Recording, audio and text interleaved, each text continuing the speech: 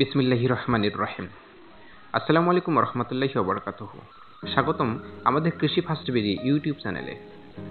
আজ জানবো ধানের লেদা পোকা দমন পদ্ধতি সম্পর্কে। ভিডিওতে দেখানো যে কোনো একটি ঔষধ ব্যবহার করেই লেদা পোকা দমন করতে পারবেন। তাই চলুন কথা না বাড়িয়ে শুরু করি। ধানের অনেক শত্রুর মাঝে একটি শত্রু হচ্ছে লেদা পোকা। ধানের পাতা ধ্বংসকারী লেদা পোকার কীড়া ধান গাছ খায় এবং বিভিন্নভাবে ক্ষতি করে, যেমন পাতায় ছিদ্র দেখা যায়, পাতা কঙ্কালসার হয়ে যায় এবং কাণ্ড শুকিয়ে যায়। আক্রমণ তীব্র হলে কীড়ার সমগ্র দল জমির ভিতরে ঢুকে পড়ে এবং রাতারাতি পুরো ফসল ধ্বংস করে ফেলে, যেন গবাদি পশু শস্য খেয়ে ফেলেছেন। এই দলবদ্ধ কীড়া ধান গাছের পাতার অগ্রভাগ কিনারা কেটে ফেলে, এমনকি গাছের গোড়াও কেটে ফেলে।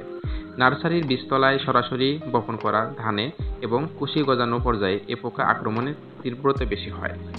জমির পুরো ধান গাছ নিঃশেষ হয়ে গেলে সেনাবাহিনী দলের মতো এরা অন্য জমিতে হস্তান্তর করে। কয়েক বছর থেকে এটি ধানের চারার অন্যতম প্রধান বালাই হিসেবে দেখা দিয়েছে এবং ধানের 10 থেকে 20% ক্ষতি সাধন করে। লেদা পোকা দমনের উপায়।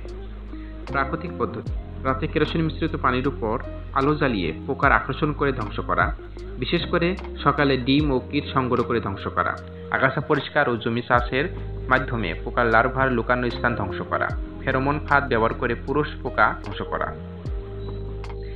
লেদা পোকা দমনের জৈবিক ও যান্ত্রিক পদ্ধতি: আক্রান্ত ক্ষেতে সেচ দিয়ে ডুবিয়ে দেয়া, ডালপালা পুঁতে পার্সিং করে এদের সংখ্যা কমানো যায়।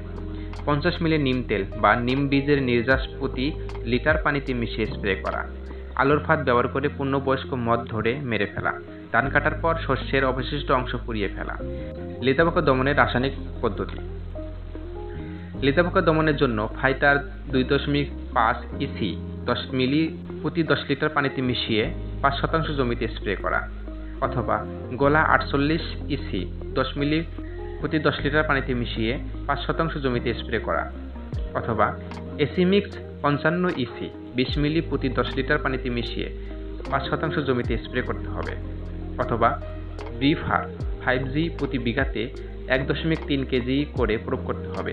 একর প্রতি মাত্রা 4 কেজি করে ব্যবহার করতে হবে। যে কয়টি কীটনাশকের নাম বলা হয়েছে এর থেকে যে কোনো একটি ব্যবহার করলেই লেদা পোকার বংশ ধ্বংস হয়ে যাবে। সতর্কতা: রাসায়নিক কীটনাশক ব্যবহারের সময় মাস্ক, গ্লোভস ও উপযুক্ত সুরক্ষা ব্যবস্থা নিশ্চিত করুন। অনুমোদিত মাত্রায় কীটনাশক ব্যবহার করুন এবং কাটার কমপক্ষে 7 থেকে 10 দিন আগে স্প্রে বন্ধ করুন। পরিশেষে একটি কথা বলতেই হয়, ভিডিওটি দেখে ভালো লাগলে অবশ্যই লাইক, কমেন্ট, শেয়ার করবেন এবং এরকম আরও ভিডিও পেতে চ্যানেলটি অবশ্যই সাবস্ক্রাইব করবেন। ভিডিওটি দেখার জন্য ধন্যবাদ।